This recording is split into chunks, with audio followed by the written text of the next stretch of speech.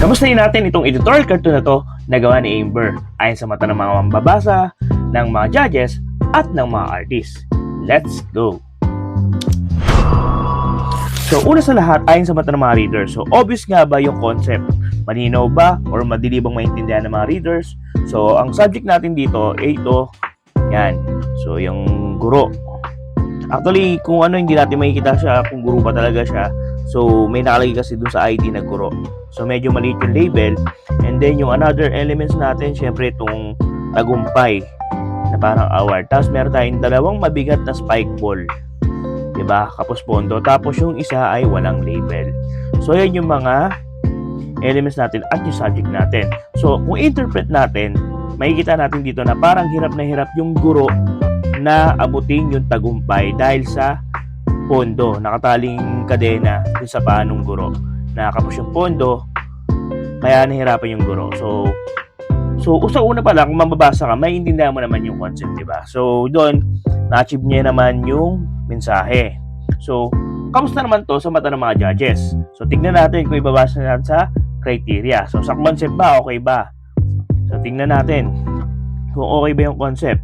So, posibleng mapuna ng judges dito. Siyempre, yung concept, katulad ng sa mambabasa, okay naman. Yung composition, sa composition naman, medyo may mga negative spaces kasi. May mga negative space dito. May mga spaces dito eh. Ayan o, mga hindi nagamit. So, pwedeng mas maganda kung na-maximize ng maayos, diba? Tapos, sa symbols naman, yun, yung symbols na ginamit niya, pampabigat, kapos. So, yun nga, parang hindi niya mabot kasi nga mabigat, may problema, may conflict. Tapos, and then, ito yung award, diba? So, okay naman. Then, may shading siyang ginawa dito. Yan, okay naman yan para ma-highlight. Yan. And then, yun nga lang sa labels niya, medyo hindi na mabasa yung guro. So, kung wala yung labels or yung guro, hindi mo malalaman na guro talaga to. So, in all, yung linis naman, okay din. Siguro improve lang para mas malinis. Diba? Para mas lumakas pa. So, feedbacks to improve. So, dito, sa spike ball, baka pwedeng isa na lang gamitin. Instead of dalawa, pwedeng kahit ito na lang yung gamitin. Napapabigat. Tapos, ito, tanggalin na lang. So, parang wala na yan. And then sa facial, hindi ko alam kung ano yung sabihin niya. Ano to eh. Yan. Tapos sa facial, siguro mas maganda, mas hirap na hirap. Para mas lumabas yung emotion. Diba? Yung guro, siguro mas malakihan yung label para mas mabasa talaga. So, hindi ko rin alam kung okay pa yung guro ngayon na gamitin or mas magandang teacher. Tapos yung tagumpay, okay naman yan. Diba? So, yun.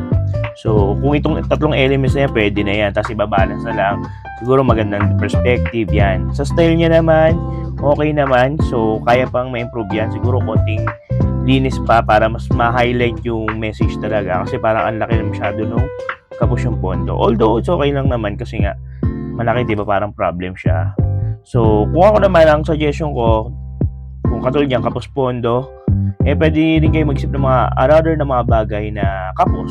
Let's say, yung hagdanan. Let's say, kapos yung hagdanan, hindi maabot ngayon ng teacher yung tagumpay kasi kapos. Yung steps, paakyat sa tagumpay. So, yun. Yun yung ating nakita dito. And then, kayo, ano yung masabi nyo sa editorial cartoon na to? May masabi ba kayo? So, i-comment nyo naman yan sa baba kung ano yung mga nakita ninyo or kung ano yung mga suggestion ninyo. And kung gusto nyo rin magpa-critic or kamustahin natin yung mga editorial cartoon nyo, mag-message na kayo sa baba. And syempre, don't forget to follow for more tips like this. Happy cartooning!